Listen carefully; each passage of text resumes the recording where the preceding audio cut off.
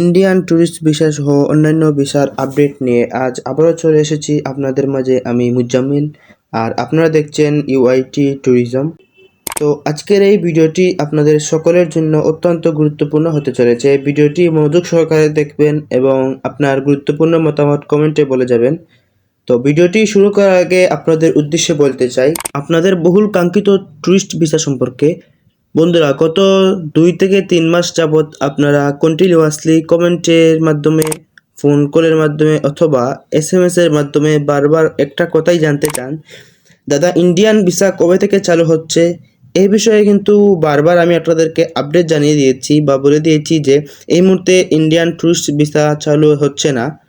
আপনারা নিশ্চয়ই জানেন, ইন্ডিয়ান স্বরাষ্ট্রমন্ত্রী জয়শঙ্কর বাবু উনি বলেছেন, বাংলাদেশের অভ্যন্তরীণ পরিস্থিতি বা স্বাভাবিক পরিস্থিতি যতদিন না ফিরে আসছে ততদিন তারা ইন্ডিয়ান ট্যুরিস্ট ভিসা বাংলাদেশিদের জন্য পুনরায় ফিরিয়ে দিবেন না বা চালু করবেন না।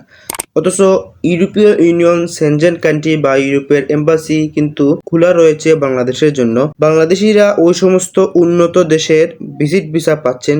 সেই জায়গায় ইন্ডিয়া আমাদের পাশের দেশ হয়েও আমাদেরকে ট্যুরিস্ট ভিসা দিচ্ছে না, বরঞ্চ বলেছে আমাদের দেশের অভ্যন্তরীণ অবস্থা আগের মতো হলে ভিসা দিবে। এটাও বলেছে কোনো সিকিউরিটির অভাব।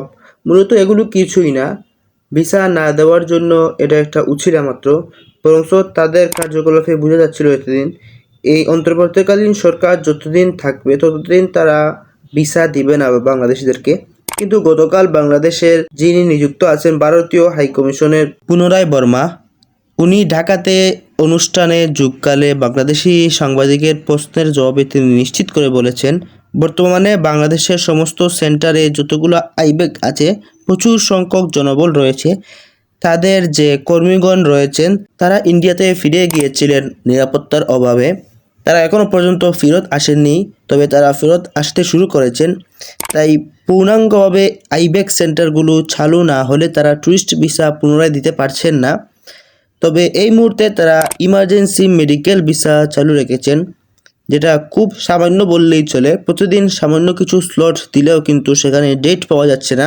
আবার WNT ভিসা চালু থাকলেও WNT ভিসা নিয়ে ইন্ডিয়াতে কেউ যেতে পারছেন না। এই গতকাল বাংলাদেশের স্বরাষ্ট্রমন্ত্রী বলেছেন ইন্ডিয়াতে আর না যাওয়ার জন্য, বরঞ্চ ভিয়েতনাম, সিঙ্গাপুর, পাকিস্তান এগুলোতে WNT ভিসা নিয়ে যাওয়ার জন্য এবং মেডিকেল ভিসা নিয়ে যাওয়ার জন্য। আবার এই মুহূর্তে সোশ্যাল মিডিয়াতে অনেক গুঞ্জন দেখা যাচ্ছে ইন্ডিয়া বয়কট করার জন্য। সাধারণ বাংলাদেশি নাগরিকগণ ইন্ডিয়ানের উপর ক্ষেপে আছেন, এমনও বলছে যে ভিসা চালু করার পর ইন্ডিয়া যাবেন না। তো এই ছিল আজকের এই আপডেট। পরবর্তী আপডেট পেতে চ্যানেলটি সাবস্ক্রাইব করে সাথেই থাকবেন। দেখা হচ্ছে নতুন কোনো ভিডিওতে নতুন কোনো ইনফরমেশন নিয়ে। সে পর্যন্ত ভালো থাকুন, সুস্থ থাকুন। আল্লাহ হাফিজ। আসসালামু আলাইকুম।